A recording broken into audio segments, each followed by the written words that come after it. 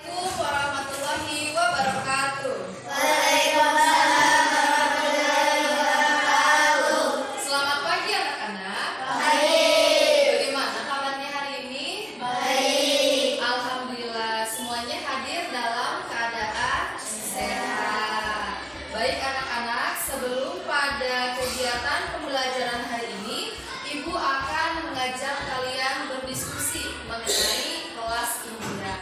Tentunya kalian memiliki kelas impian yang diharapkan. Silahkan jika ada yang ingin berpendapat mengenai kelas impian kalian.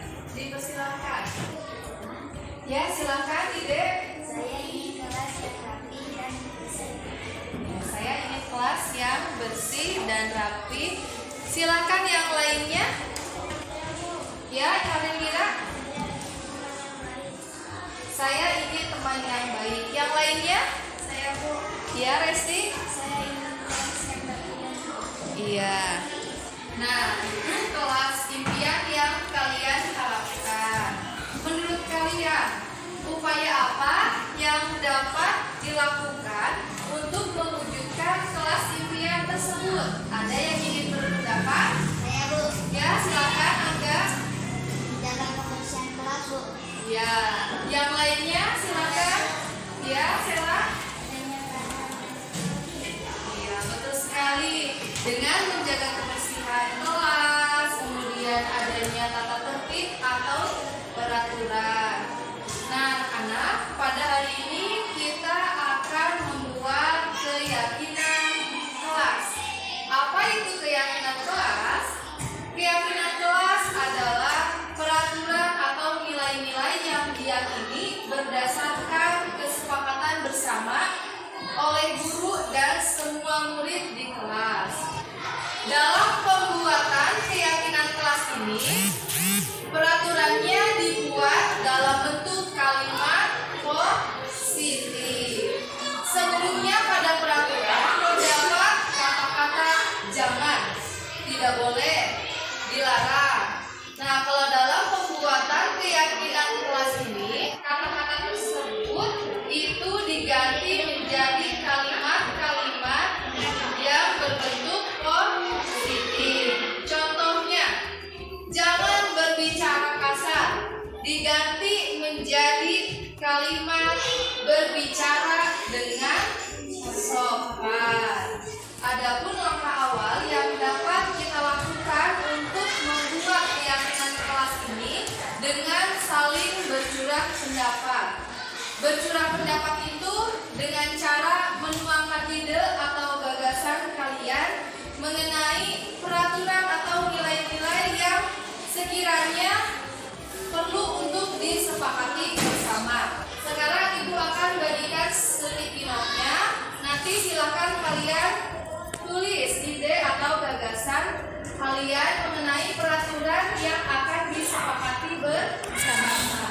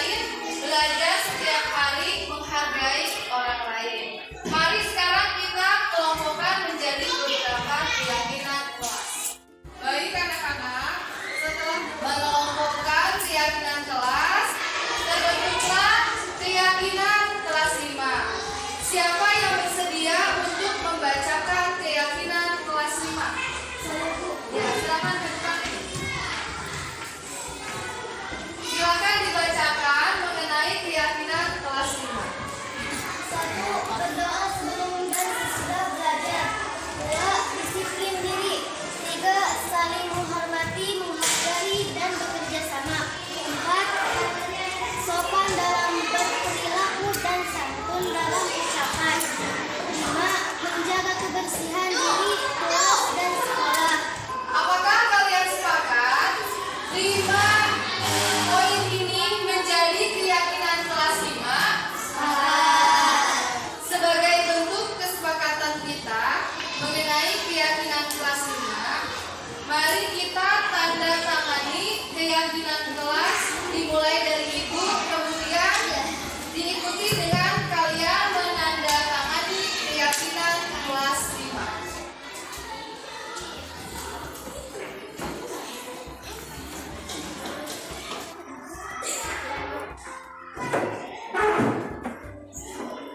Jadi anak-anak, karena keyakinan kelas ini dibuat oleh kalian berdasarkan pemikiran dan kesadaran kalian mengenai peraturan atau nilai-nilai yang diyakini dan disepakati bersama, jadi kalian akan lebih termotivasi untuk melaksanakan keyakinan tersebut.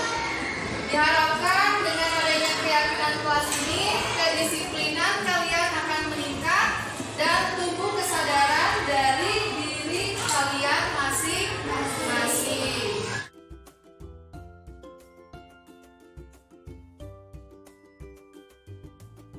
Assalamualaikum warahmatullahi wabarakatuh. Perkenalkan, nama saya Sela dari kelas 5. Perasaan saya saat membuat keyakinan kelas, saya merasa senang sekali karena sangat seru. Menurut saya, keyakinan kelas ini sangat menghargai orang lain dan membuat kita lebih baik lagi. Wassalamualaikum warahmatullahi wabarakatuh. Assalamualaikum warahmatullahi wabarakatuh. Perkenalkan, nama saya Arindira dari kelas 5. Saya merasa senang dan bersemangat saat membuat keyakinan kelas. Menurut saya, keyakinan kelas ini penting karena dapat menunjukkan rasa tanggung jawab dan membuat lebih disiplin. Terima kasih. Wassalamualaikum warahmatullahi wabarakatuh.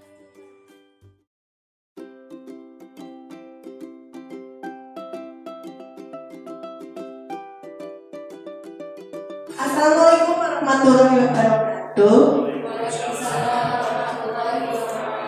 Selamat datang saya ucapkan kepada para peserta diseminasi budaya positif dan program CGP Angkatan 7. Puji dan syukur kita panjatkan kehadiran Allah Subhanahu wa taala di mana dengan seizinnya kita dapat hadir dalam keadaan sehat walafiat untuk hari ini. Salawat beserta salam kita panjatkan kehadiran Nabi Muhammad SAW beserta umat dan sahabatnya.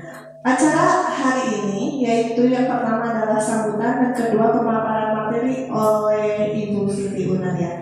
Untuk acara yang pertama, marilah kita dengarkan sambutan dari Bapak Kepala Sekolah SDN 1 Tiga. Kepada Bapak Kepala, saya persilakan. Bismillahirrahmanirrahim. Assalamualaikum warahmatullahi wabarakatuh. Terlebih dulu, marilah kita panjatkan puji syukur kehadirat Allah Subhanahu wa taala di mana pada saat ini kita bisa berkumpul dalam rangka mengikuti diseminasi aksi nyata dari program CGP atau calon penggerak yang nanti akan dipaparkan oleh Ibu Siti Unaria.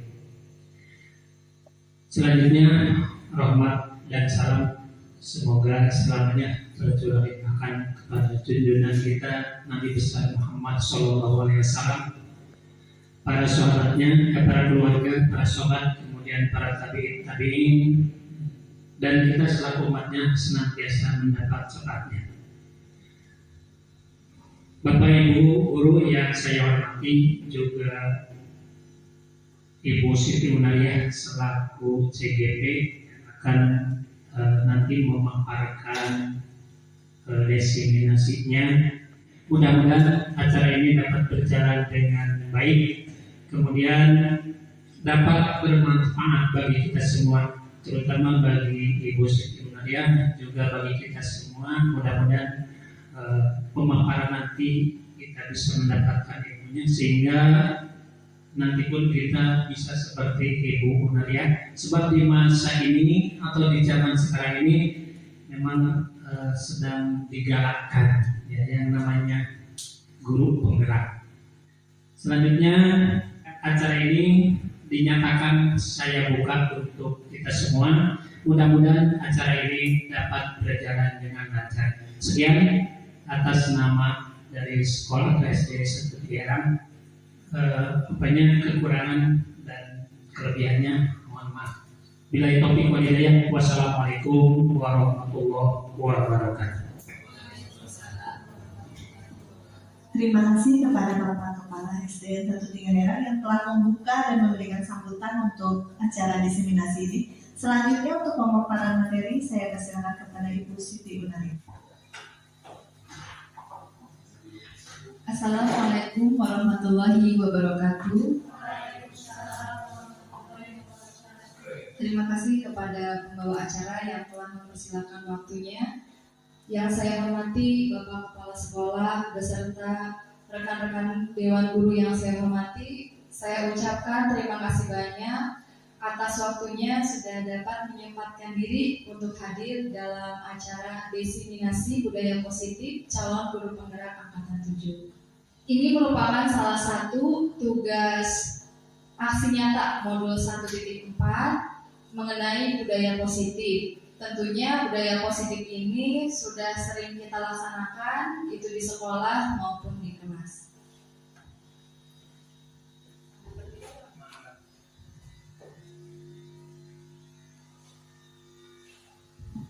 Bapak Ibu, sebagai pengantar, life is a journey from B to D. Our responsibility is C.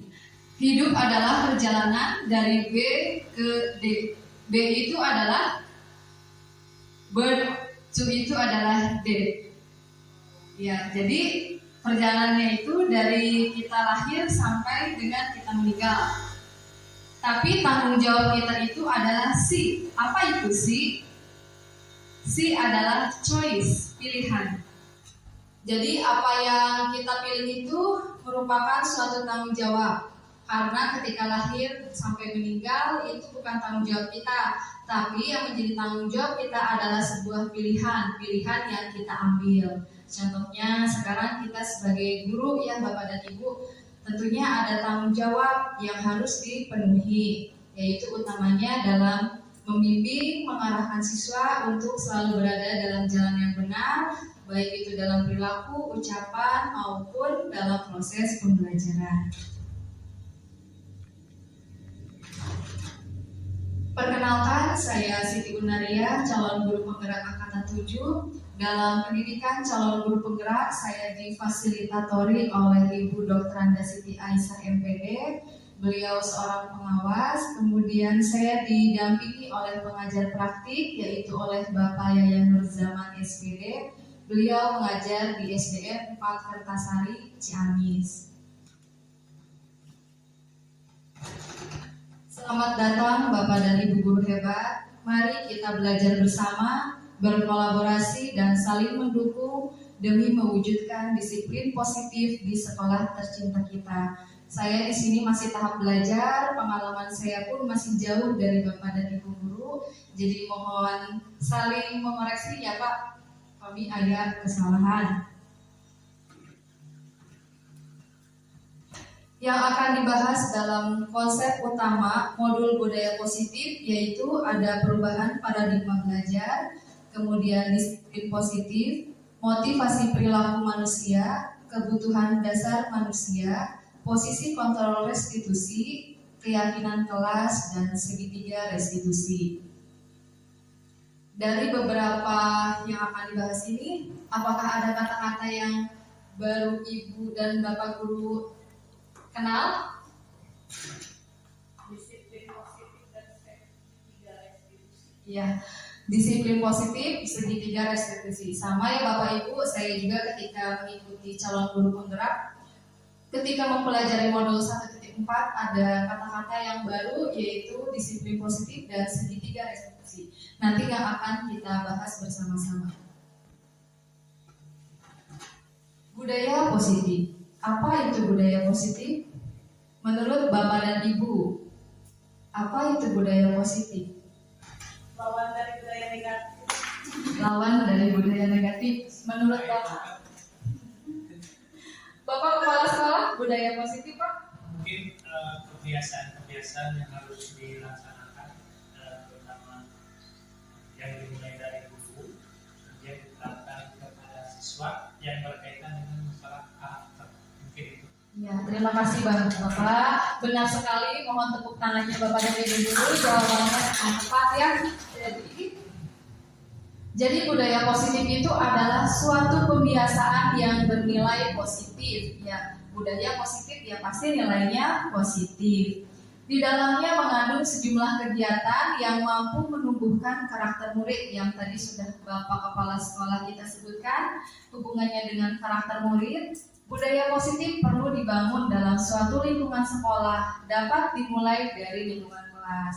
Alhamdulillah di SDN 1 Herang sudah melakukan pembiasaan yang dipimpin oleh guru agama kita, Bapak Irwan, yaitu pembiasaan sholat duha setiap pagi.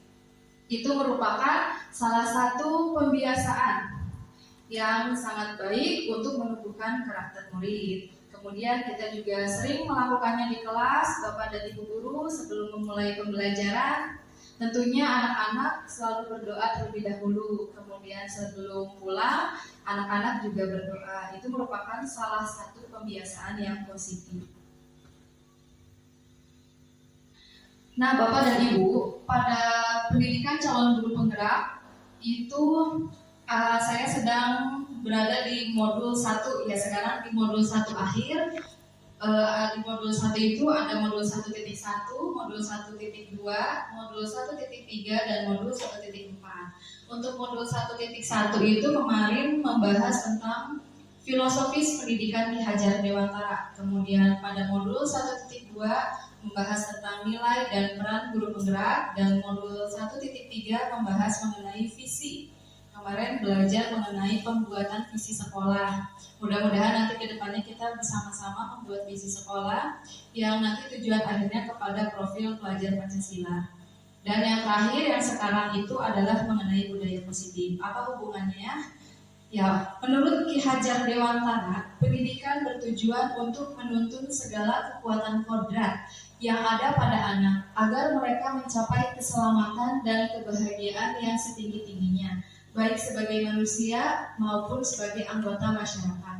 Dalam hal ini, guru ibarat petani, sekolah ibarat lahan atau tanah, dan murid ibarat benih tanaman.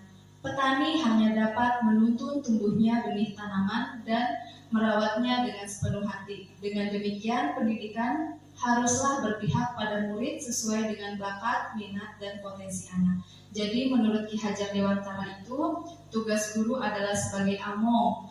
Among itu penjaga ya Bu, membimbing, mengarahkan, menuntun, bukan menuntut. Ada perbedaan antara menuntun dan menuntut. Menurut Bapak dan Ibu, apa bedanya menuntun dan menuntut? Menuntut dan menuntut.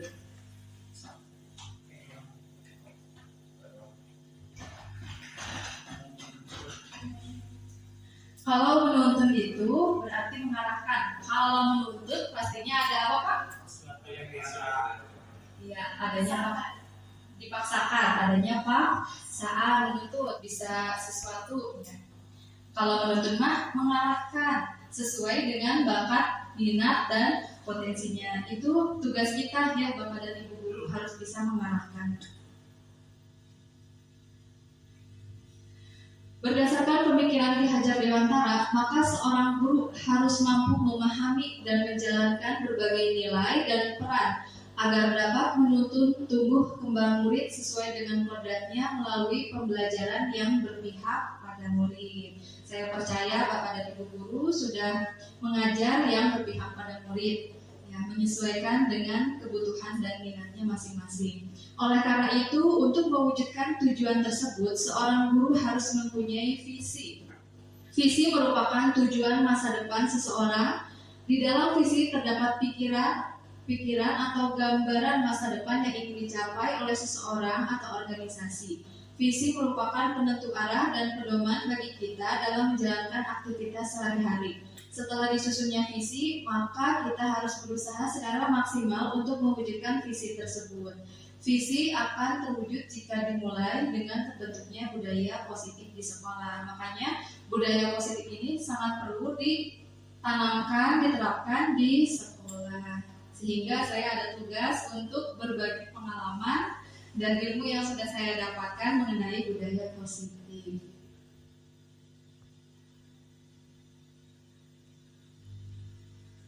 Ya, dengan demikian salah satu tanggung jawab seorang guru yaitu bagaimana menciptakan suatu lingkungan yang positif terdiri dari warga sekolah yang saling mendukung, saling belajar, saling bekerja sama sehingga tercipta kebiasaan-kebiasaan baik. Nah, dari kebiasaan-kebiasaan baik itu akan terbentuk menjadi karakter-karakter dan dari karakter tersebut akan membentuk suatu budaya positif.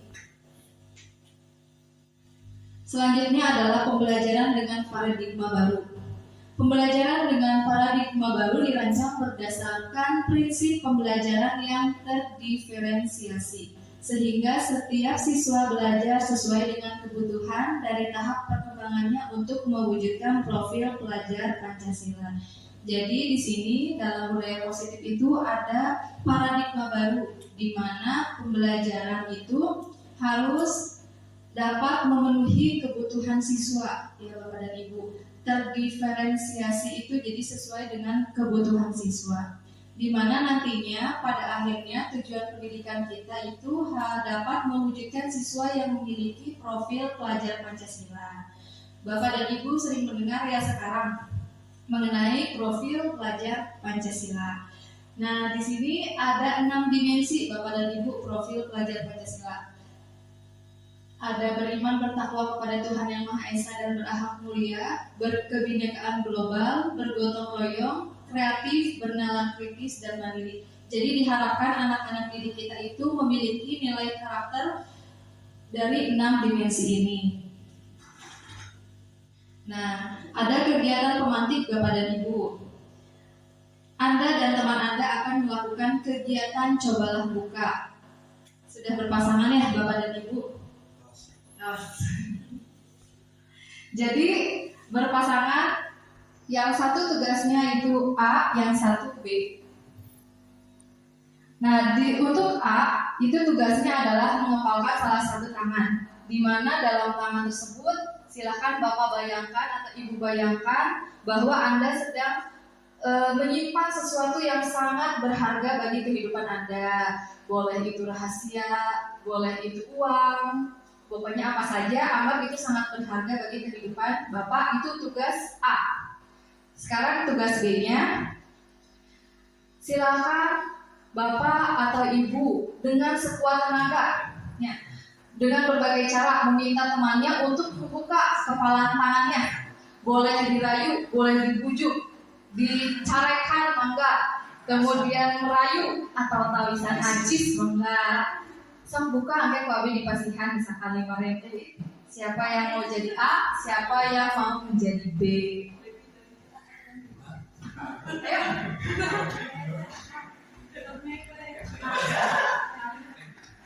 Oke, silakan Bapak kepala sama Bapak guru kelas. Ya, siapa yang mau jadi A?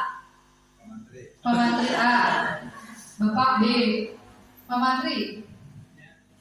Bapak yang bujuk, silakan buka. Waktu 30 detik ya, siap. A dan B, silakan saling. Yang B merayu A sampai dia semau membukanya, membuka kepalanya.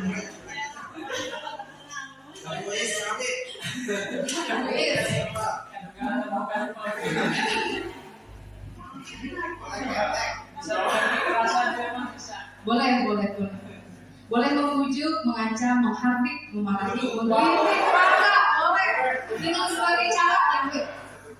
Tugas B harus bisa membuka. Yang A terserah mau dibuka apa enggak.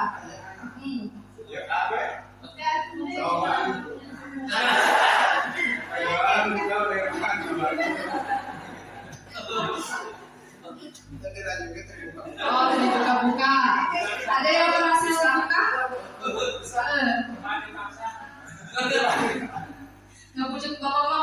dibuka. Ibu berhasil membuka? Oh, berhasil dibuka? Ayo buka, buka dibuka, jangan dipaksa ya. Jangan dipaksa.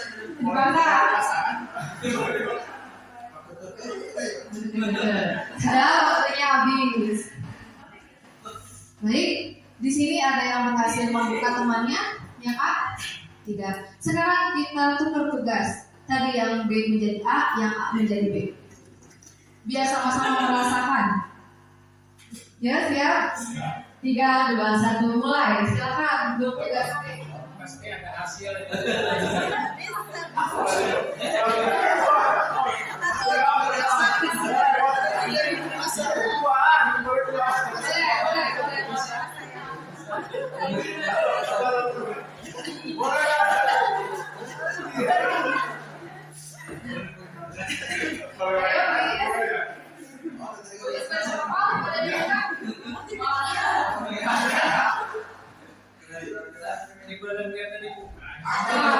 Berarti ya. Ada yang berhasil dibuka? Ibu berhasil dibuka. Wah, diancam. Berarti ibu takut ancaman kayaknya ya. Baik, Bapak dan Ibu, dari kegiatan ini ada yang berhasil membuka. Berarti orang yang membuka kepala tangannya itu membuka diri karena adanya apa? Tadi ancaman. Bagi yang tidak membuka kenapa? Teguh pendirian, benar, karena punya prinsip yang kuat sehingga dengan adanya rayuan, kemudian walaupun dimarahi, kemudian diancam, tapi tidak takut karena teguh pada pendirian. Iya, betul sekali Pak, punya komitmen. Betul sekali. Nah, Bapak dan Ibu, dari kegiatan Cobalah Buka, siapakah yang sesungguhnya memegang kontrol untuk menutup atau membuka kepala tangan? Tadi yang menurut Bapak Ibu rasakan. Jadi untuk membuka dan menutup itu kontrolnya ada di siapa? Apakah di teman? Apakah di diri kita sendiri? Iya, betul sekali. Jadi sebenarnya itu kontrolnya itu ya ada di diri kita sendiri. Apakah orang lain bisa mengontrol kita? Tidak. Ya, berdasarkan kegiatan Cobalah Buka. Jadi tergantung kepada kebutuhan dasar kita saat itu kenapa kita mau membukanya. Jadi ada kebutuhan dasar yang nanti akan dibahas di selanjutnya. Sekarang ada miskonsepsi. Miskonsepsi itu artinya itu apa ya Pak? Miskonsepsi. Jadi kesalahpahaman ya Pak. Mohon. Jadi ada kesalahpahaman selama ini mengenai kontrol. Menurut Dr. William Glasser, teori kontrol itu yang pertama ada ilusi guru mengontrol murid, yang kedua ilusi bahwa semua penguatan positif, efektif dan bermanfaat, yang ketiga ilusi bahwa kritik dan membuat orang merasa bersalah dapat menguatkan karakter, dan yang terakhir ilusi bahwa orang dewasa memiliki hak untuk memaksa. Apa itu ilusi? Ilusi teh daya hayal ya Pak. Jadi angan-angan mondares. Jadi angan-angan berarti beranggapan bahwa guru ini ternyata bisa mengontrol murid. Ilusi kita, ilusi. Tapi itu teh miskonsepsi menurut Dr. William. Jadi pada dasarnya itu kita tidak bisa memaksa murid ya Bapak dan Ibu. Walaupun tampaknya kita sering mengontrol murid, tapi padahal mah murid nate di saat dia melakukan apa yang guru suruh itu, ternyata di dalam dirinya itu mengizinkan untuk melakukan apa yang diperintahkan oleh gurunya. Gitu. Jadi semua perilaku itu memiliki tujuan, bahkan perilaku yang tidak disukai. Misalkan anak lagi asik-asik jajan ya Bu, lagi makan cilok di luar, ibu guru nanti nih warang ya eta sampah pijat ka tempat sampah gitu. Ari murid teh sebenarnya teh malesnya dan nuju asik-asiknya, nuju senang-senang diganggu gitu. Tapi murid melakukan, itu bukan berarti guru dapat mengontrol murid, tetapi murid itu sedang mengizinkan guru untuk mengontrol dirinya. Seperti itu ya Bapak dan Ibu. Terus, ilusi bahwa semua penguatan positif, efektif, dan bermanfaat. Selama ini kita itu menganggap bahwa semua penguatan positif itu efektif. Ya, penguatannya itu bisa berupa bujukan. Tadi ya ngebujuk membuat efektif dan bermanfaat. Ternyata tidak ya Bapak Ibu, karena itu hanya berlaku dalam jangka waktu tertentu saja. Ketika murid sadar, ketika disuruh, mungkin dia bisa untuk menolak. Jadi itu adalah ilusi bahwa penguatan positif, efektif, dan bermanfaat. Selanjutnya, ilusi bahwa kritik dan membuat orang merasa bersalah dapat menguatkan karakter. Kita selama ini menganggap bahwa kritikan dan membuat orang bersalah itu dapat menguatkan karakter. Ternyata itu tidak benar ya Bapak dan Ibu guru. Malah membuat siswa itu menuju identitas yang gagal. Kenapa? Misal, siswa melakukan kesalahan, sama guru langsung dikritik, langsung menjudge bahwa anak itu oh salah begini, harusnya begini, begitu ya. Harusnya tidak seperti itu, karena itu akan membawa anak menuju identitas yang gagal. Ini sering dilakukan, maka dari itu mari kita berubah menjadi lebih baik lagi ya Bapak dan Ibu. Terakhir, ilusi bahwa orang dewasa memiliki hak untuk memaksa. Ya, sering dilakukan, khususnya saya sendiri sebagai orang tua sering memaksa anak saya, hayo dek, belajar, padahal lagi asik bermain. Padahal mah tidak dipaksakan, jika emang anaknya mau belajar mah pasti akan belajar. Jadi orang dewasa memiliki hak untuk memaksa itu tidak tepat ya Bapak dan Ibu. Karena perilaku memaksa tidak akan efektif untuk jangka waktu yang panjang dan sebuah hubungan permusuhan akan terbentuk. Contoh, kami dipaksa-paksa, resep untuk Bapak dan Ibu. Tentunya, mohon ABG dan terus sampai dipaksa mah. Mohon, jadi raos nama dari kesadaran sendiri, terkadang dipaksa. Baik, nah di sini bagaimana cara kita mengubah dari biasanya kita stimulus, kemudian respon menjadi ke teori kontrol. Nah, menurut Stephen, dalam bukunya Prinsip Center Leadership tahun 1991, bila kita ingin membuat kemajuan perlahan, sedikit-sedikit ubahlah sikap dan perilaku Anda. Jadi, kalau kita mau adanya kemajuan, maka kita harus merubahnya. Mengubah perilaku kita sedikit demi sedikit, karena tidak ada yang instan ya Bapak dan Ibu. Namun bila kita ingin memperbaiki cara-cara utama kita, maka kita perlu mengubah kerangka acuan kita. Ubahlah bagaimana Anda melihat dunia, bagaimana Anda berpikir tentang manusia. Ubahlah paradigma Anda, skema pemahaman dan penjelasan aspek-aspek tertentu tentang realitas. Nah, di sini Bapak Ibu penjelasannya, siapa sesungguhnya yang memiliki kontrol? Tadi sudah terjawab ya Bapak dan Ibu, sesungguhnya yang memiliki kontrol itu adalah diri sendiri, betul sekali. Tadi bagaimana cara kita mengubah stimulus respon menjadi teori kontrol? Ya tadi dengan cara merubah sikap kita sedikit demi sedikit. Di sini pembahasan mengenai stimulus respon. Biasanya dalam stimulus respon itu kita mencoba mengubah orang lain agar berpandangan sama dengan kita. Jadi kita sering melakukan atau mengajak seseorang itu agar berpandangan sama dengan kita. Kemudian perilaku buruk dilihat sebagai suatu kesalahan. Orang lain bisa mengontrol saya dan saya bisa mengontrol orang lain. Kemudian pemaksaan ada saat bujukan gagal. Model berpikir menang dan kalah. Jadi dalam stimulus respon itu pemikirannya, paradigma pemikirannya masih menganggap orang lain bisa mengontrol saya dan saya bisa mengontrol orang lain. Tapi dalam teori kontrol atau pilihan, kita berusaha memahami pandangan orang lain tentang dunia. Semua perilaku memiliki tujuan, hanya Anda yang bisa mengontrol diri Anda tidak bisa mengontrol orang lain. kolaborasi, dan konsensus menciptakan pilihan baru, model berpikir menang-menang. Nah, dalam teori kontrol ini tadi telah terbukti dalam mencoba membuka kepalan tangan ya Bapak, ternyata yang memiliki kontrol kita adalah diri kita sendiri. Kemudian semua perilaku memiliki tujuan, walaupun perilaku yang dilakukannya itu buruk, pasti di balik perilaku tersebut ada sebuah alasan mengapa dia melakukan hal tersebut. Kemudian dengan adanya kolaborasi dan konsensus itu adanya kesepakatan bersama dapat menciptakan pilihan-pilihan baru. Modelnya berpikir menang-menang, selalu positif.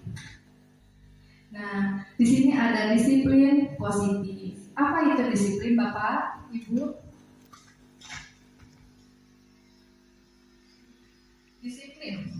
Disiplin kita sering dengar. Disiplin, apa sih hubungannya disiplin? Artinya, Pak? Sesuai. Disiplin itu sesuai. Mentaati peraturan, tepat waktu. Jadi ada hubungannya dengan aturan atau peraturan ya Bapak. Disiplin. Dalam budaya kita Bapak, makna disiplin menjadi sesuatu yang dilakukan seseorang pada orang lain untuk mendapatkan kepatuhan ya tadi melalui peraturan yang Ibu sebutkan tadi. Kita cenderung menghubungkan kata disiplin dengan ketidaknyamanan. Kenapa disebut ketidaknyamanan? Karena biasanya ketika ada peraturan, kita melanggar pasti ada apa Pak? Bu? Ada sanksi atau hukuman. Yang hukuman itu akan membuat ketidaknyamanan. Dari kata disiplin di budaya kita.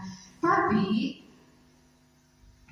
makna disiplin yang sebenarnya itu adalah salah satu cara penerapan disiplin yang bertujuan untuk menumbuhkan kesadaran serta memperdayakan anak untuk melakukan sesuatu tanpa sogokan, ancaman maupun hukuman.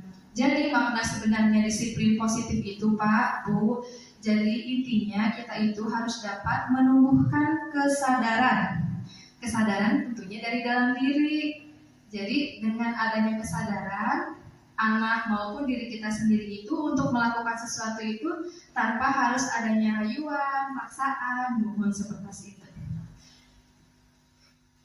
Sebagai pendidik, tujuan kita adalah menciptakan anak-anak yang memiliki disiplin diri sehingga mereka bisa berperilaku dengan mengacu pada nilai-nilai kebajikan universal dan memiliki motivasi intrinsik bukan ekstrinsik. Jadi kita sebagai guru, kita harus dapat menciptakan anak-anak yang memiliki disiplin diri. Disiplin dirinya itu yang tentunya berasal dari dalam dirinya dan mengacu pada nilai-nilai kebajikan universal yang akan dibahas pada slide selanjutnya. Nilai-nilai kebajikan universal. Apa itu nilai-nilai kebajikan universal? Merupakan sifat-sifat positif manusia yang merupakan tujuan mulia yang ingin dicapai setiap individu. Nilai tersebut bersifat universal Bapak dan Ibu, lintas bahasa, suku bangsa, agama maupun latar belakang. Jadi nilai kebajikan ini bersifatnya universal. Semua negara memiliki nilai-nilai kebajikan yang sama. Contohnya disiplin, setiap negara pasti ada nilai kebajikan disiplin, kemudian ada nilai kebajikan saling menghormati, kemudian apalagi Bapak dan Ibu? Tanggung jawab, seperti itu ya, jujur. Ya itu nilai-nilai kebajikan universal. Jadi semuanya itu menganut nilai-nilai yang sama, tidak memandang agama, bangsa, bahasa, latar belakang, semuanya pasti menganut nilai tersebut. Menurut Dr. William Glasser pada teori kontrol, jadi setiap perilaku yang tadi mau baik, mau buruk, pasti memiliki suatu tujuan ya Bapak dan Ibu guru. Nah, nilai-nilai kebajikan yang ingin dicapai oleh anak Indonesia karena kita tinggal di Indonesia, ya, yaitu yang sering kita kenal profil pelajar Pancasila yang tadi sudah disebutkan ada 6 dimensi. Diharapkan kita sebagai guru dapat mewujudkan siswa yang memiliki 6 dimensi yang menganut nilai-nilai luhur Pancasila. Motivasi perilaku manusia. Kita ketahui bahwa motivasi itu adalah sebuah dorongan yang timbul dari diri seseorang secara sadar atau tidak sadar untuk melakukan suatu tindakan dengan tujuan tertentu. Biasanya motivasi itu terbagi menjadi berapa, Bapak Ibu? Motivasi dorongan. 2, betul sekali Bapak. 2 yaitu motivasi intrinsik dan ekstrinsik. Ya, ekstrinsik dari luar, lingkungan yang tadi bisa melalui penghargaan, rujukan, rayuan, itu motivasi dari luar, sedangkan intrinsik dari dalam dirinya sendiri. Dalam motivasi perilaku manusia itu ada 3 tingkatan, Bapak dan Ibu. Yang paling rendah itu yang pertama, menghindari ketidaknyamanan dan hukuman. Tadi dengan adanya hukuman tentunya pasti ada ketidaknyamanan. Di sini contohnya, murid melakukan disiplin diri karena ia takut dihukum. Nah, contohnya anak itu biasanya kadang sering kita kasih tugas ya Bapak dan Ibu guru untuk dikerjakan di rumah. Ada sebagian besar mengerjakan karena alasan ia takut dihukum. Berarti itu masih motivasi ekstrinsik. Tapi kalau misalkan dia sudah sadar bahwa itu adalah tanggung jawabnya, berarti itu udah motivasi intrinsik. Yang kedua, mendapatkan imbalan atau penghargaan dari orang lain. Ini motivasi tingkatan lebih tinggi dari yang pertama. Murid melakukan disiplin diri karena ia ingin mendapat imbalan. Contohnya, siapa yang bisa atau siapa yang berani maju ke depan, nanti Ibu kasih hadiah. Atau dulu saya sering memberi bintang karena terinspirasi dari Ibu Ria ya Bu. Menurut saya itu penghargaan itu baik ya Bu untuk memunculkan motivasi. Ternyata ketika saya setelah belajar di CGV, penghargaan itu ternyata tidak efektif untuk dapat memunculkan motivasi intrinsik. Jadi anak itu bersedia maju ke depan karena mengharapkan imbalan, begitu. Bukan dari kesadaran, oh saya mau bisa karena saya mau bisa gitu. Tapi ini mah karena mengharapkan hadiah yang diiming-imingi oleh ibu gurunya atau bapak gurunya. Nah, tingkatan yang paling tinggi Bapak dan Ibu dari motivasi adalah menghargai nilai-nilai kebajikan diri sendiri. Contohnya, tadi misalkan siswa mengerjakan tugas. Mengerjakan tugas itu ya bukan karena untuk menghindari hukuman, tapi karena emang itu udah tanggung jawab saya sebagai pelajar, saya harus mengerjakan tugas. Ya saya mengerjakan tugasnya dengan ikhlas dan ketika dikumpulkan memang sudah dikerjakan. Itu yang kita harapkan semua murid. Nah di kelas, saya perhatikan di kelas saya juga belum sepenuhnya seperti itu, masih sebagian. Berarti adalah tugas saya untuk dapat menanamkan motivasi intrinsik lebih maksimal lagi. Nah di sini ada hukuman dan penghargaan. Kenapa hukuman dan penghargaan ini termasuk konsep disiplin dengan identitas gagal? Ya Bu, di sini kan konsep disiplin ada dua, ada konsep disiplin dengan identitas gagal dan ada dengan identitas sukses. Nah, hukuman dan penghargaan ini termasuk konsep disiplin yang gagal katanya. Kenapa? Karena hukuman itu terasa menyakitkan. Benar tidak Bapak Ibu? Pernah dihukum? Pernah dihukum? Kemudian tidak nyaman, murid takut, ya apalagi kalau bapak dan ibu gurunya killer ya. Kemudian ada memaksa, murid menyembunyikan kesalahan, murid menjadi rendah diri. Ya contohnya, misalkan ya anak tidak mengerjakan tugas, ibu gurunya silakan kamu karena tidak mengerjakan tugas mengelilingi lapangan 10 putaran, ya.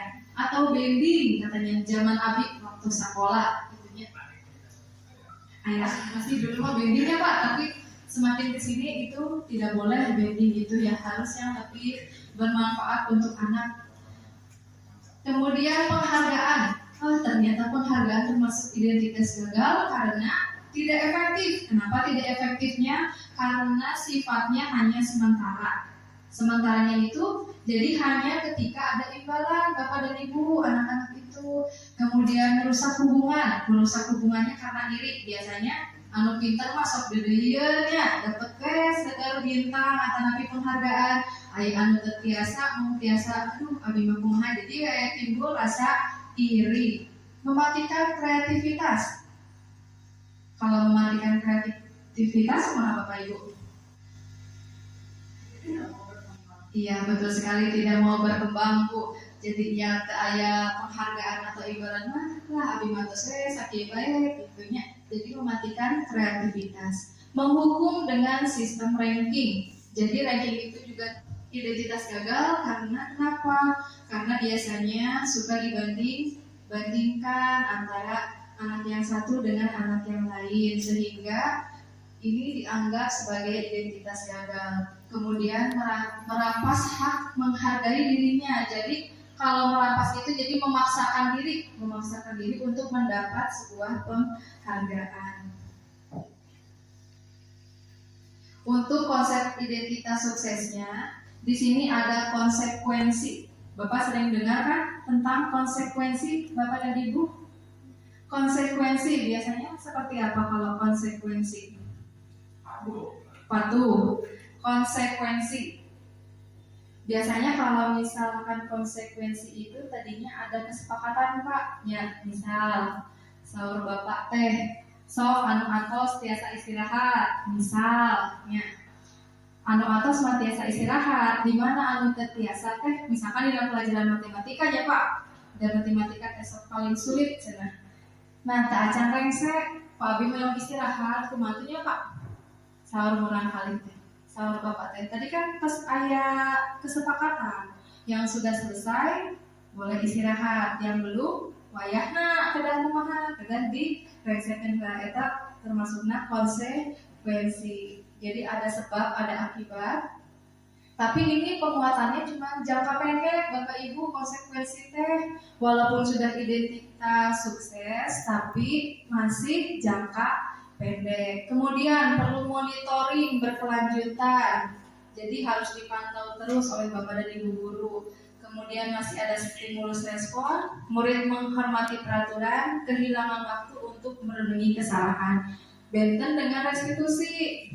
Restitusi mah murid bertanggung jawab untuk perilakunya. Kemudian fokus pada pemecahan masalah jangka waktu, murid menghormati dirinya dan orang lain. Teori kontrol, dirinya memegang kontrol, dan murid bersemangat memperbaiki kesalahan. Apa sih itu restitusi? Restitusi adalah proses menciptakan kondisi bagi murid untuk memperbaiki kesalahan mereka, sehingga mereka bisa kembali pada kelompok mereka dengan karakter yang kuat. Ciri-cirinya itu bukan menebus kesalahan, namun belajar dari kesalahan. Jadi kesalahan itu bukannya ditebus Pak, tapi kita itu belajar dari kesalahan, belajar untuk memperbaiki kesalahan yang telah diperbuat, memperbaiki hubungan. Misalnya ada siswa yang berantem, berarti tugas guru adalah mendamaikannya dengan cara komunikasi antara siswa yang berkelahi tersebut. Tawaran bukan paksaan. Jadi restitusi itu bukan sebuah paksaan, tapi sebuah tawaran. Jadi bisa diterima atau bisa ditolak. Pami tawaran nanya Bapak dan Ibu. Pami paksaan mah tok kedahnya. Pami tawaran mah bisa ditawar, bisa iya, bisa tidak. Menuntun untuk melihat ke dalam diri. Jadi diarahkan mengapa seseorang itu melakukan kesalahan. Mencari kebutuhan dasar yang mendasari tindakan. Jadi setiap manusia itu memiliki kebutuhan dasar. Fokus pada karakter bukan tindakan, menguatkan dan fokus pada solusi. Di sini ada perbedaan contoh kasus. Siswa sering datang sekolah terlambat. Ada berdasarkan hukuman, ada berdasarkan konsekuensi, dan menurut restitusi. Kalau hukuman, nih misal ada siswa yang terlambat datang ke sekolahnya Bapak Ibu guru. Kalau kita melakukan hukuman berarti yang tadi, misalkan datang terlambat, silakan kamu berlari mengelilingi lapangan. Kemudian gurunya itu biasanya kan marah ya, marah sambil menyuruh mengelilingi lapangan sehingga membuat siswa takut ya, takutnya karena marah, terus tidak nyamannya karena harus berlari mengelilingi lapangan. Untuk konsekuensi itu biasanya guru tegas dan saling menghormati peraturan karena peraturannya sudah disepakati bersama. Di sini konsekuensi tadi kalau siswanya datang terlambat, maka konsekuensinya adalah untuk menambah waktu belajar saat istirahat. Jadi siswa terlambat ada penggantinya ya. Jadi nanti ketika orang lain istirahat, anak terlambat itu ada jam tambahan untuk mengganti ketertinggalan pelajaran di awal pelajaran. Nah, untuk restitusi itu guru biasanya terbuka dan siswa menghormati dirinya dan orang lain. Jadi dalam restitusi guru menanyakan keyakinan kelas dan dirinya serta membantu siswa menyelesaikan masalahnya. Kalau dalam restitusi itu siswa itu nggak dikasih hukuman bapak ibunya, tapi diajak berkomunikasi. Kenapa kamu terlambat? Misalkan, ini bu saya bangunnya siang. Bagaimana kamu agar besok tidak kesiangan? Ya saya tidak akan tidur malam seperti itu. Itu dalam restitusi. Ya beda dengan hukuman dan konsekuensi. Keyakinan kelas. Keyakinan kelas. Pernah dengar Bapak dan Ibu keyakinan kelas? Atau kesepakatan kelas? Nah, di sini ada pertanyaan, mengapa harus keyakinan kelas? Mengapa tidak peraturan kelas saja? Ada yang mau menjawab Bapak dan Ibu? Mengapa harus keyakinan kelas, tidak peraturan kelas saja? Apa sih bedanya keyakinan dengan peraturan? Keyakinan ada dari diri sendiri. Keyakinan ada dari diri sendiri, sedangkan peraturan kelas itu kesepakatan bersama. Kalau keyakinan dari diri katanya ya. Makasih Ibu. Dalam peraturan adanya paksaan, tapi merupakan kesepakatan tapi adanya paksaan. Oke, kita lihat pengertiannya. Jadi kalau peraturan itu lebih kepada ketentuan yang tidak harus dilakukan, boleh atau tidak boleh dilakukan yang telah dibuat. Biasanya kalau di sekolah suka ada tata tertib ya Bapak dan Ibu. Nah, tata tertib itu biasanya sudah dibuat oleh sekolah. Dalam peraturan, seorang anak melaksanakan peraturan disebabkan karena merasa takut terhadap hukuman dari peraturan yang tidak dilaksanakan atau dilanggar. Biasanya kalau ada tata tertib, pamit tidak dilaksanakan, akan diberi hukuman. Dan hukumannya tergantung dari kebijakan sekolah ingin memberi hukumannya seperti apa.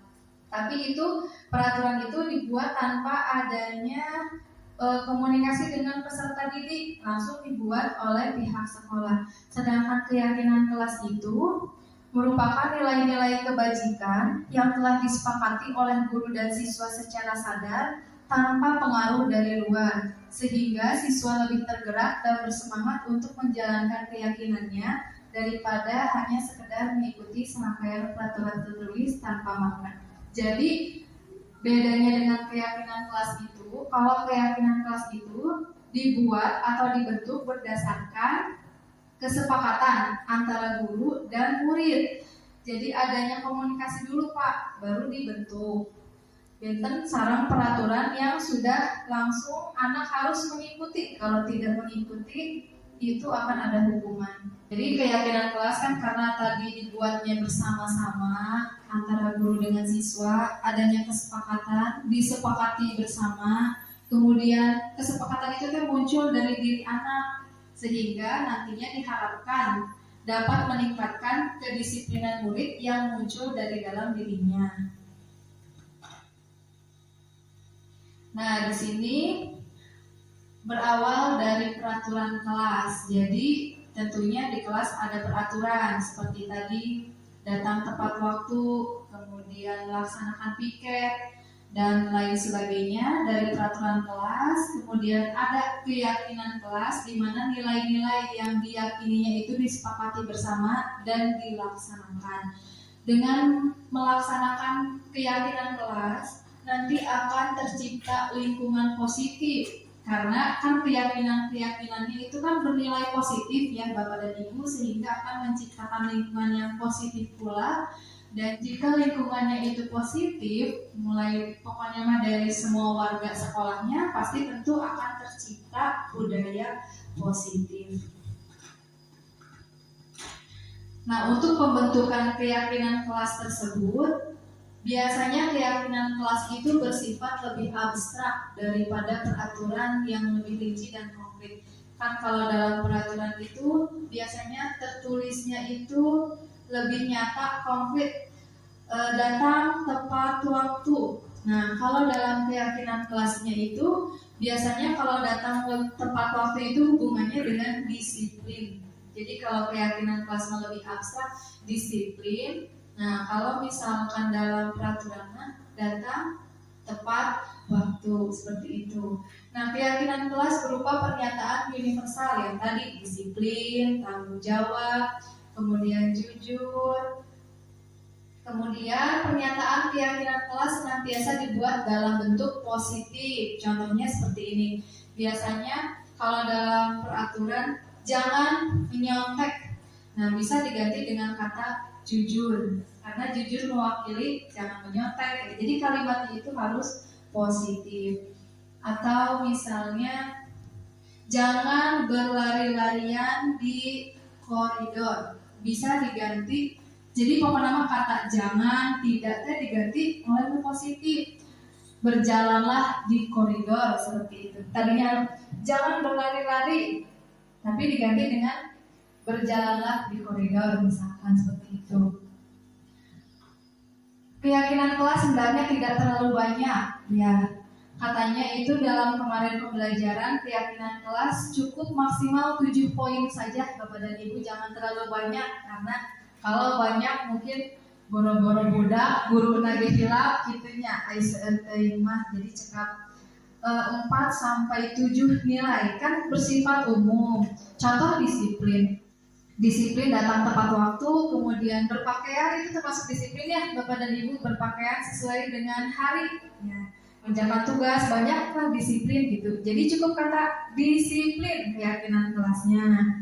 Terus keyakinan kelas sebaiknya sesuatu yang dapat diterapkan di lingkungan. Ya tentu saja yang harus sesuai ya Bapak Ibu, anu bisa dilaksanakan ku murang kali.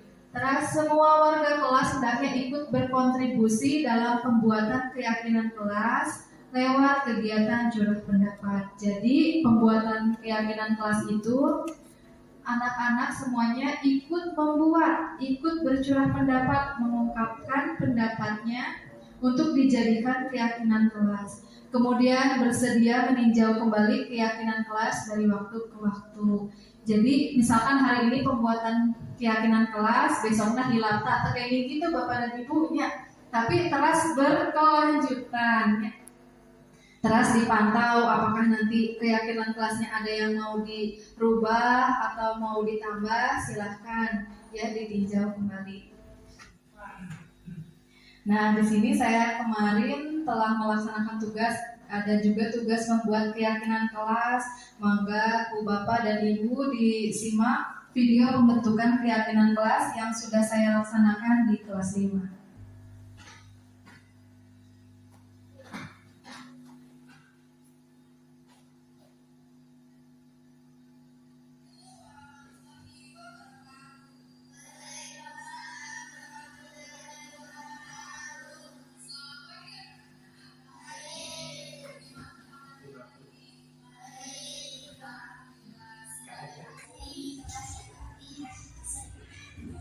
Kelas yang bersih dan rapi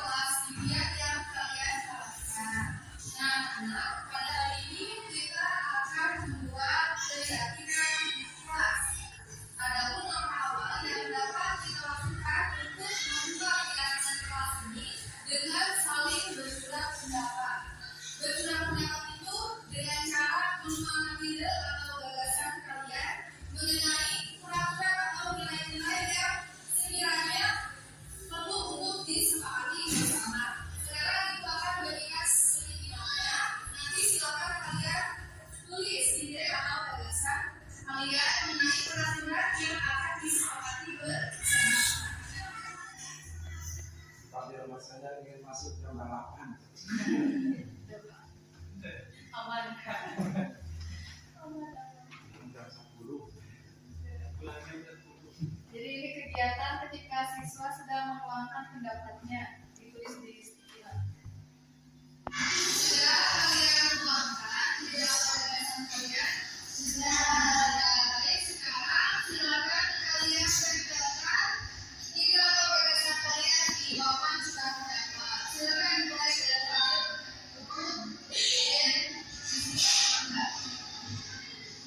terima kasih kepada semuanya yang telah menuangkan di dalam gagasannya untuk dijadikan keyakinan kelas 5. Dari semua ide atau gagasan kalian ini mungkin akan ada yang sama, ya. Nanti akan kita kelompokkan menjadi beberapa keyakinan kelas. Di sini ada ide mengenai mengerjakan tugas dari guru, merawat lingkungan sekolah, menghormati orang lain, belajar setiap hari, menghargai orang lain. Mari sekarang kita kelompokkan menjadi beberapa keyakinan kelas. Baik anak-anak, setelah mengelompokkan keyakinan kelas, terbentuklah keyakinan kelas 5. Siapa yang bersedia untuk membacakan keyakinan kelas 5? Ya, silakan dimulai.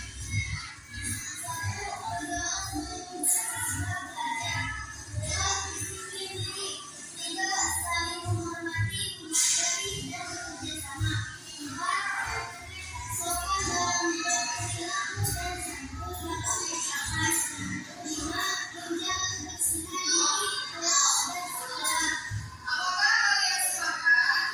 5 poin ini menjadi keyakinan kelas 5. Sebagai bentuk kesepakatan kita mengenai keyakinan kelas 5, mari kita tanda tangani keyakinan kelas dimulai dari ibu, kemudian diikuti dengan kalian menandatangani keyakinan kelas 5.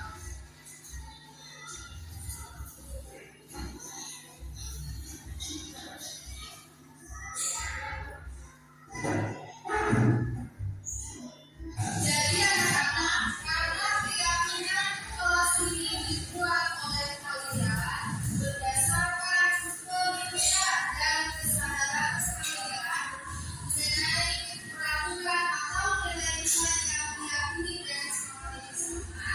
Jadi kalian akan lebih termotivasi untuk melaksanakan keyakinan tersebut. Nah, jadi Bapak dan Ibu, jadi ketika menyusun keyakinan kelas, tadi kan siswa menuliskan pendapatnya. Nah, ini contohnya yang kemarin. Ini pendapat yang siswa tulis, ditempelkan, boleh di sini, boleh di mana saja, tergantung dari Bapak dan Ibu. Nah, ini kan sangat banyak ya Bapak dan Ibu. Nah, dari sini nanti kita dikelompokkan atau dipayungkan. Jadi dari beberapa pendapat itu kita buat satu kesimpulan, gitu ya. Misalkan tadi yang datang tepat waktu, kemudian berpakaian, kita gabungkan menjadi disiplin. Nah, boleh pakai kata tambahan disiplin diri seperti itu. Kemudian ada lagi menjaga kebersihan. Kemudian saya lebih jelaskan lagi kebersihannya, kebersihan diri, kemudian kelas dan sekolah biar mencakup keseluruhan seperti itu. Itu untuk keyakinan kelas. Diharapkan nanti setiap kelas akan membuat keyakinan kelas ya Bapak dan Ibu, supaya ini salah satu cara untuk meningkatkan kedisiplinan siswa. Mari kita coba ilmu baru ini diterapkan di kelas masing-masing. Bisa untuk guru olahraga dan PAI juga, tapi bukan keyakinan kelas, tapi dalam pembelajaran. Seperti itu. Caranya sama ya. Selanjutnya adalah kebutuhan dasar. Setiap manusia itu tentunya memiliki kebutuhan dasar. Kebutuhan dasar ini adalah seluruh tindakan manusia memiliki tujuan tertentu.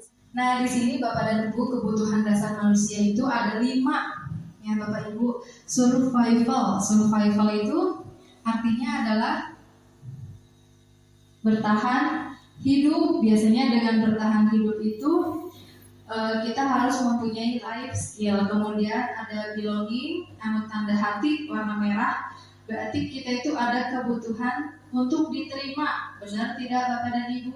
Ketika kita berada di suatu lingkungan, pamit diajarkan teh kumaha, benernya asa dikucilkan, berarti kita teh punya kebutuhan untuk diterima, baik itu di rumah, di sekolah, atau di lingkungan manapun kita berada.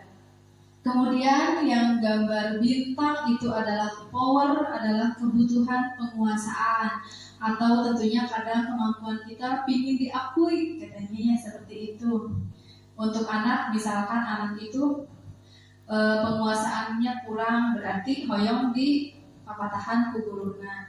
Terus fun adalah kesenangan. Tentunya setiap orang, baik itu anak-anak sampai dewasa, orang tua, pasti tentunya butuh kesenangan yang membuat hati kita yang tadinya kusut-kusem, banyak pikiran, ingin menggantinya dengan kesenangan. Kalau zaman sekarang mah apa Bu? Healing-healingnya, healing. Nah, anak juga sama senangan, jadi diajarkan hoyong senengnya, abim diceramahan wae, kita bisa menggunakan teknologi. Karena sekarang sudah pembelajaran abad ke-21, kita sudah mempunyai teknologi, alhamdulillahnya Bu, ada wifi, kemudian ada Chromebook, bisa kita manfaatkan untuk membuat pembelajaran lebih menyenangkan. Freedom, kebebasan, tentunya semuanya juga butuh bebasnya. Kebebasan anak dalam belajar. Aduh Ibu bosan di kelas, baik yuk jual ke lingkungan seperti itu ya. Di sini ada kasus Ibu Akbar. Ibu Akbar itu adalah guru wali kelas 2 di SD Pelita Hati. Beliau sedang bingung menghadapi salah satu murid di kelasnya yang bernama Doni. Beberapa anak di kelas 2 telah datang padanya dan mengeluhkan Doni itu sering sekali meminta bekal makan siang temannya, tapi dengan cara paksa. Jika Anda menghadapi situasi seperti Bu Ambar, apa yang akan Bapak Ibu lakukan? Nih, misalkan di kelas nih, ada anak si Doni minta makan ke batur. Bagaimana, apa yang harus kita lakukan? Oh, dipasihkan uang jajan, Pak. Kalau menurut Bapak dan Ibu gimana kalau misalkan mendapati siswa anu sok nyuhunkeun we mamen karena yang sangana bade kumaha? Bade dipanggil. Oke. Menurut Anda, kira-kira apa alasan Doni melakukan hal itu? Kunaonnya budak eta teh sok nyuhunkeun we mamen ka batur? Penasaran cenah. Nah, di sini tadi tuh ada survival ya Bu, kebutuhan bertahan hidup, bahwa dalam bertahan hidup itu sifatnya fisiologis. Contohnya itu ada kesehatan, rumah, makanan. Biasanya kalau untuk bertahan hidup itu membutuhkan tadi life skill ya. Kemudian dalam kasus Doni ini ternyata tergantung dari jawabannya. Kalau menurut jawaban di sini itu ketika Doni ditanya oleh wali kelasnya, ya tadi benar kata Ibu, pasti tentunya si Doni itu dipanggil ya, langsung dicarekan. Tapi dipanggil terlebih dahulu, ditanya kenapa Doni suka meminta makanan ke temannya. Nah, kemudian kata Doni menjawabnya karena ia lapar dan orang tuanya tidak membawakannya bekal makan siang.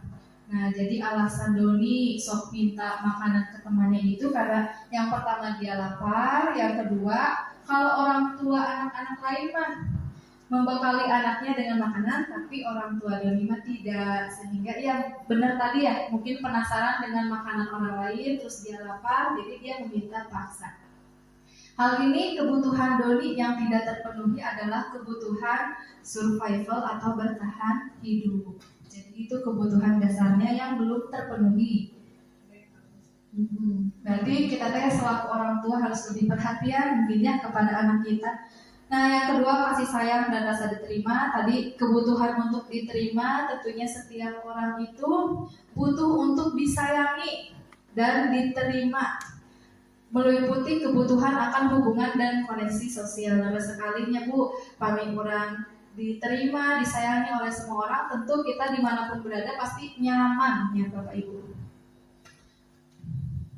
Kemudian penguasaan kebutuhan pengakuan atas kemampuan. Jadi kebutuhan ini berhubungan dengan kekuatan untuk mencapai sesuatu, menjadi kompeten, menjadi terampil, diakui atas prestasi dan keterampilan kita, didengarkan dan memiliki rasa harga diri. Ya tadi contohnya misalkan anak belum bisa perkalian, maka kita tugas guru untuk memenuhi kebutuhan anak dalam penguasaan. Tentunya kita harus memberikan waktu luang anak itu untuk belajar di luar jam pelajaran ya, untuk menambah kemampuan anak supaya menjadi lebih kompeten.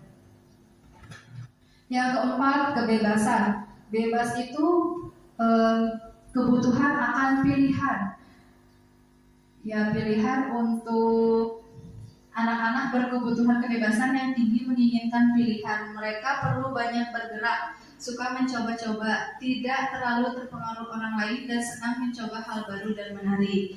Jadi diusahakan nanti kita belajar bersama-sama dalam pembelajaran, selalu mencoba hal-hal yang baru supaya siswa di dalam kelas tidak jenuh dan merasa senang.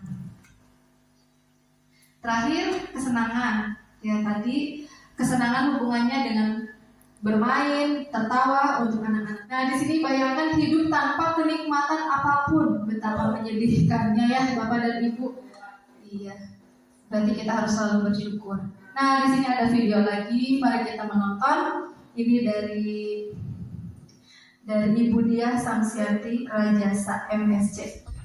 Mangga ditonton, dia mengenai 5 posisi kontrol guru.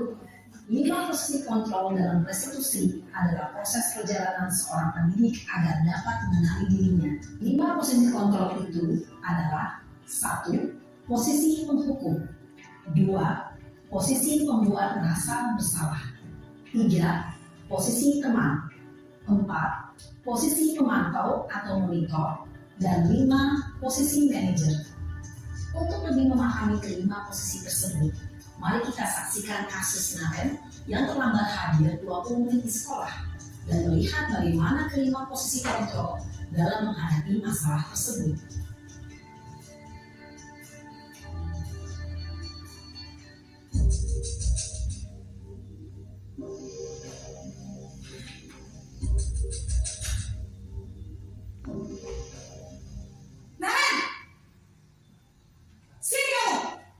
Ini posisi penghukum ya Bapak dan Ibu. Selamat pagi Bu.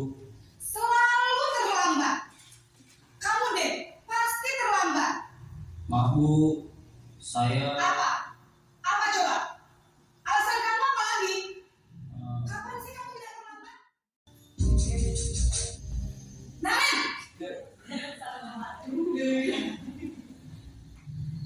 selamat pagi Bu. Wah, sudah jam berapa ini, Nan? Terlambat lagi saya. Iya Bu, habis ibu saya belum membangunkan saya Bu. Kamu malah menyalahkan ibu kamu. Kamu bukannya anak yang larinya paling kencang. Kok terlambat sih? Iya Bu, saya memang terlambat bangun tadi. Jadi biarpun saya lari kencang, tetap gak kekejar Bu. Terakhir, posisi manajer.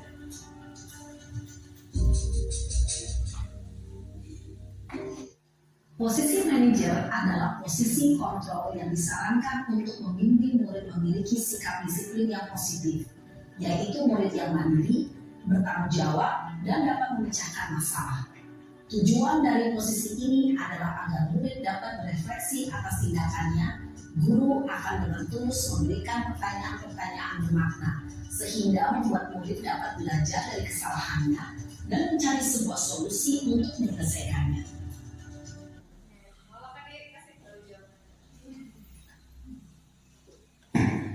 Baik, setelah kita menyaksikan video dari Naren, ada 5 posisi kontrol. Ada penghukum, pembuat merasa bersalah, sebagai teman, sebagai pemantau, dan sebagai manajer. Tadi ada pertanyaan, Bapak Ibu sering menggunakan posisi yang mana? penghukum, pembuat rasa bersalah. Teman, ya sering teman, apalagi di kelas bawah pasti kita bertindaknya sebagai teman. Pemantau pernah tapi langka, mohon jarang ya. Terus manajer tadi, apakah ibu bapak sering menanyakan alasan kenapa misalkan anak melakukan suatu kesalahan? Pernah? Tentunya pernah. Berarti semua posisi ini sebenarnya bapak dan ibu guru sudah melakukannya, cuma untuk posisinya yang paling sering itu yang tadi ya, penghukum, pembuat rasa bersalah, teman ya, poin 1, 2, 3 yang sering dilakukan. Ini di sini ada kalimat atau kata-kata penekanan untuk penghukuman. Patuhi aturan sekolah, lalu berdiri di depan kelas. Jadi untuk penghukum, kalau siswa melanggar maka guru langsung menghukumnya karena tidak sesuai antara kesalahan dengan hukuman yang diberikan. Yang kedua, pembuat rasa bersalah. Tadi sudah dilihat dari video Naren ya. Berapa kali bu guru harus memberitahu kamu, bu guru kecewa sama kamu. Jadi kan itu langsung anak itu merasa, oh saya itu membuat orang lain kecewa. Jadi anak itu merasa ya bersalah seperti itu. Ternyata tidak baik, berdampak tidak baik kepada murid. Untuk posisi teman, ayolah yang tertib buat bu guru bangga. Kali ini tidak apa-apa kamu salah. Ya teman, tidak apa-apa sebagai posisi teman, tapi jangan terlalu akrab, harus ada batasan antara guru dengan murid. Kemudian pemantau, kamu sudah melanggar apa peraturan dan konsekuensinya. Jadi untuk pemantau, guru dengan murid itu sudah tahu kalau misalkan melanggar aturan A, berarti ada konsekuensinya B.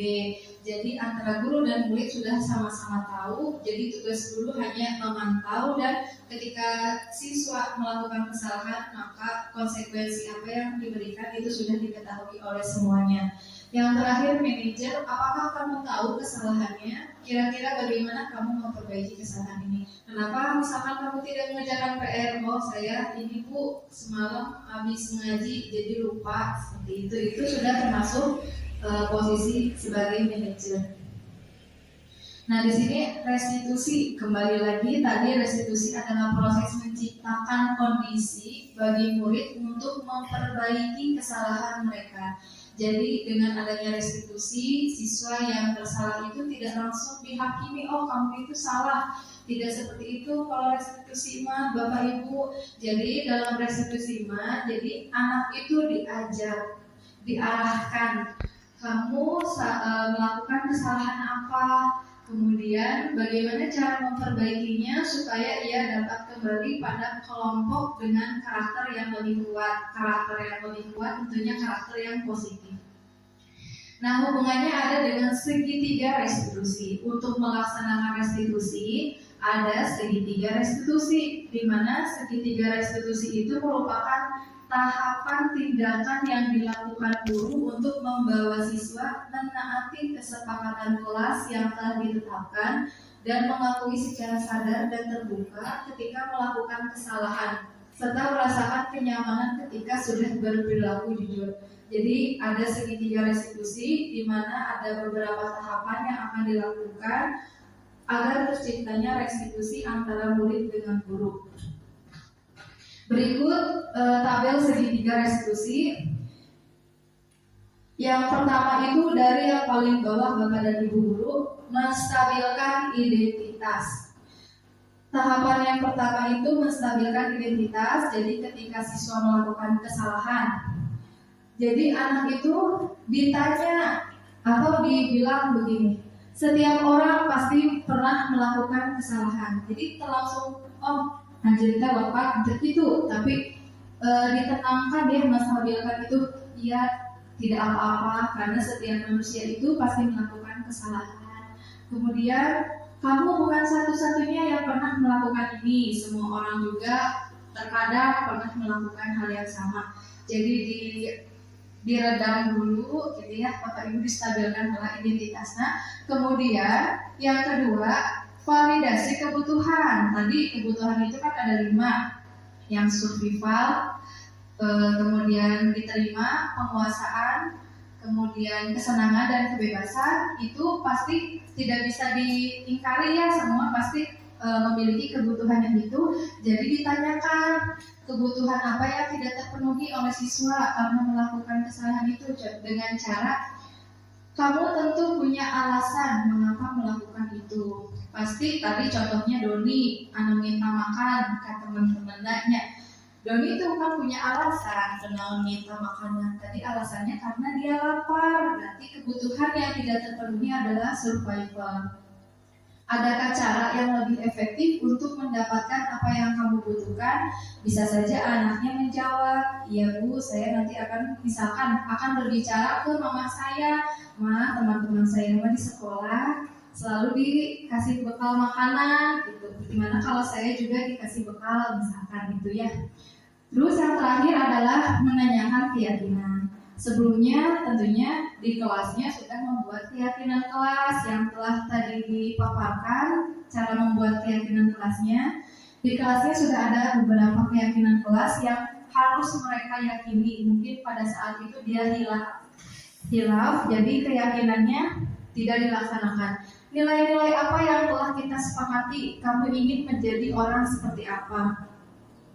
Bang Anu tadi Doni kan lapar, berarti misalkan keyakinan apa yang ia tidak yakini, misalkan saling menghargai ya Bu, atau menghormati kalau mengambil makanan orang, nilai keyakinannya apa coba?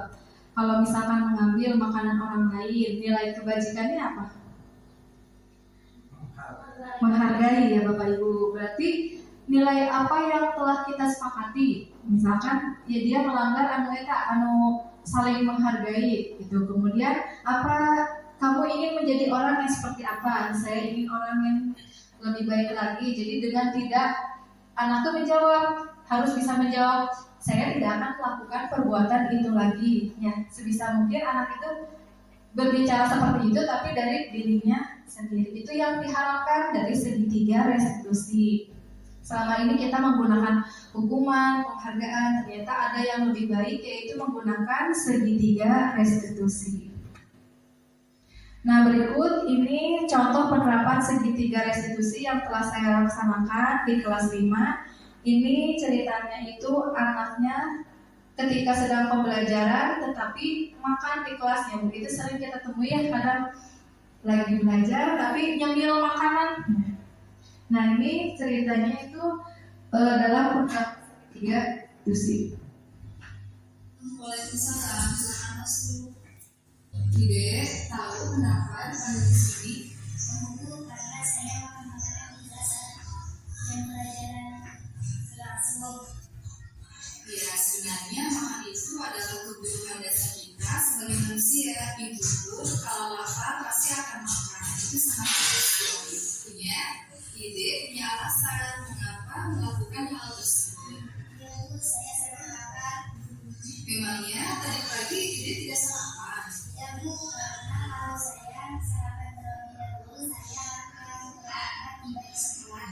Baik, apakah besok ada yang bisa Ide lakukan untuk lebih baik? Bisa Bu. Kira-kira keyakinan kelas apa yang Ide langgar? Bisa belajar aja Bu. Menurut Ide, kira-kira tindakan apa yang dapat Ide lakukan untuk memperbaiki kesalahan Ide? Saya tidak akan makan pada saat pelajaran berlangsung. Saya akan makan sebelum berangkat sekolah dan bangun lebih awal. Baik, kira-kira kapan Ide melakukan hal-hal yang Ide sebutkan tadi untuk memperbaiki kesalahan Ide? Mulai besok Bu, insya Allah. Alhamdulillah, terima kasih anak. Sana Bu.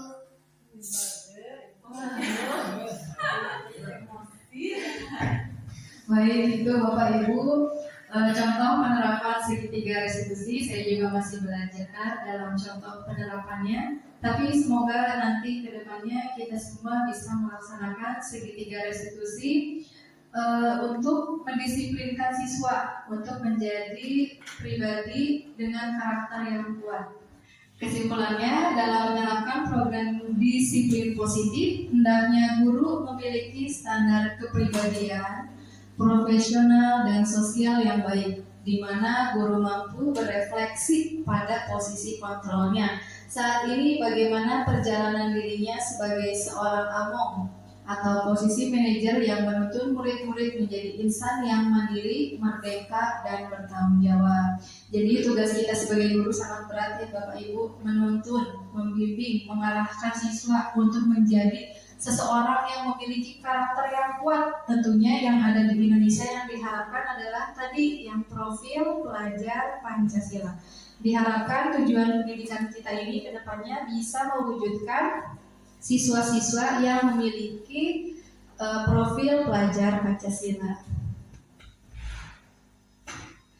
Demikianlah pemaparan yang dapat saya sampaikan. Mohon maaf atas segala kekurangan dan kehilafan. Saya sama-sama belajar ya Pak, Bu, masih banyak kekurangan. Mari Bapak dan Ibu guru, kita sebagai guru bergerak untuk Indonesia maju. Untuk waktu, saya persilakan kembali kepada moderator. Terima kasih kepada Ibu Siti Unarian yang telah memaparkan materi yang sangat bermanfaat sekali bagi kita, karena saat ini kita menghadapi generasi Z ya, beda dengan zaman kita yang disebut generasi milenial. Sekarang anak-anak itu disebutnya mental strawberry, jadi harus dikuatkan dari pendidikan karakter. Selanjutnya sesi terakhir sebelum penutupan, yaitu sesi tanya jawab. Barangkali ada yang mau bertanya? Saya Ibu dulu.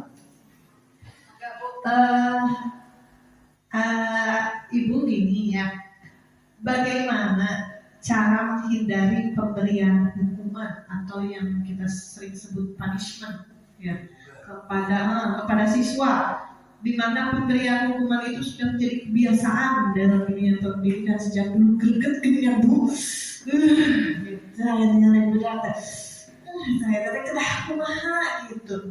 Cara kita mengontrol, mungkin yang mengontrol emosinya, karena lihat video Ibu tadi, kalau saya nggak bisa itu Bu. Ya gimana Bu tips-tipsnya?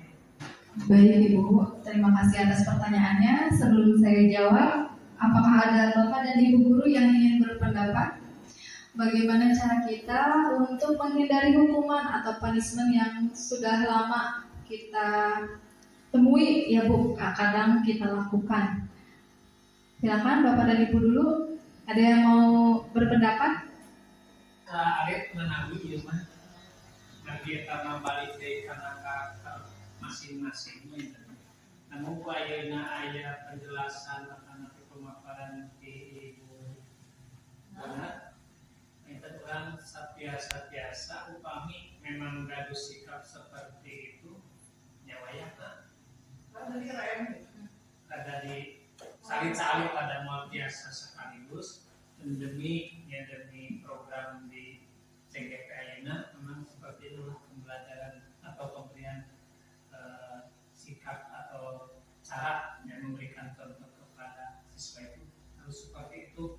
Jadi ketika tadi kita melihat video-video yang baik yang dibuat bulan memang itu kejadiannya benar, kemudian yang divideokan dari sana juga memang itu juga sama, sehingga bagi kita memang itulah anu sakuma ayeuna di gembor-gemborkeun pendidikan karakter, balik ke karakter masing-masing baiknya. Jadi aya cara mah susahnya mukaintan, tapi duka di Ibu Unaran karantos menimba ya, sampai saat ini menimba ilmu di TGP yang mudah-mudahan ada trik lain untuk mengembalikan diri kita dari sikap seperti itu. Baik, terima kasih Bapak atas jawabannya yang sangat luar biasa, tepat sekali apa yang diungkapkan oleh Bapak. Jadi betul, kembali lagi kepada kontrol diri gurunya. Ya balik lagi ya sing sakumaha geregetna oge ya. Tapi setelah kita tahu kan kemarin mah karena kita belum mendapat ilmu gitu ya. Saya juga dapat oge baru kemarin gitu. Jadi ya harus dari gurunya dulu. Gurunya mengontrol emosinya. Tadi kan karena kontrol yang bisa mengontrol diri adalah diri sendiri. Jadi sebelum ke siswa berarti kita harus Oh, berarti posisi kita yang terbaik adalah tadi dari 5 posisi itu yang terbaik menurut Bapak Ibu adalah posisi manajer. Kita harus bisa memposisikan kita dulu menjadi seorang posisi sebagai manajer. Kemudian tadi kita telah diberi ilmu mengenai segitiga restitusi. Jadi dengan cara seperti itu diharapkan hukuman sedikit demi sedikit bisa dikurangi, bahkan tidak digunakan lagi, karena tadi hukuman itu menuju kepada identitas yang gagal. Karena dulu juga ketika sekolah saya pernah dihukum oleh guru dan sampai sekarang itu masih menjadi ingatan. Mungkin Bapak dan Ibu pernah dihukum, yang jadi ingatannya itu mungkin saya mah rasa malu Bu, rasa malu karena mendapat hukuman gitu. Kalau masalah lari memang enggak, tapi masalah rasa malu dengan teman-teman seperti itu. Diharapkan itu sudah kita rasakan, jangan sampai kita tularkan kepada anak-anak. Mungkin seperti itu Bapak Ibu. Oke, sekali karena mah ya tidak rasa ini memang suasana beda saat kumpul dan di zaman SD kami kata nanti ingatan Bapak Ibu guru memang luar biasa dalam daya jelaskan orang paling berusaha dengan hukum tidak. Kita kok ayanan zaman ayanan kurang kali seperti itu mungkin cara mendidiknya sudah berubah, kemudian dikemas demikian rupa sehingga yang terbaik untuk kita semua, bukan hanya untuk siswa tapi untuk kita semua, sehingga wajah kembali. Terima kasih Ibu Gunan dan Bapak yang sudah memberi jawaban yang sangat bermanfaat sekali. Mari kita tutup acara ini dengan doa. Oke, selesai. Terima kasih kepada Bapak Kepala SD 1 Tigaheran, Ibu Siti Unaria, dan semua guru yang sudah hadir dalam acara diseminasi ini. Semoga ilmu yang sudah kita terima ini sangat bermanfaat dan ditunggu lagi tambahan ilmunya ke depannya. Saya ucapkan wabillahi taufiq wal hidayah. Wassalamualaikum warahmatullahi wabarakatuh.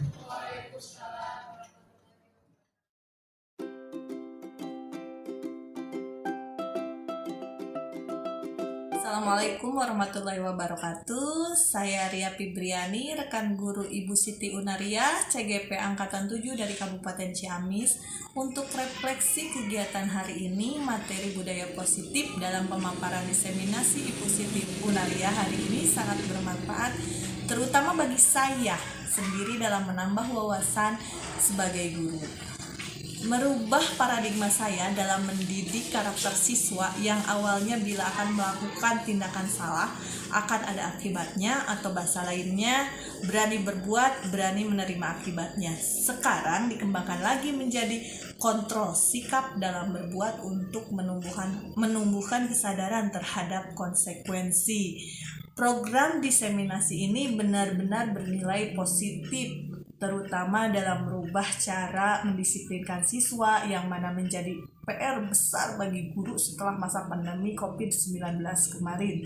Setelah diseminasi ini, kita sebagai guru tidak bisa tetap mempertahankan cara mendidik zaman dulu. Perubahan cara mendidik harus terus berkembang sesuai dengan perubahan zaman.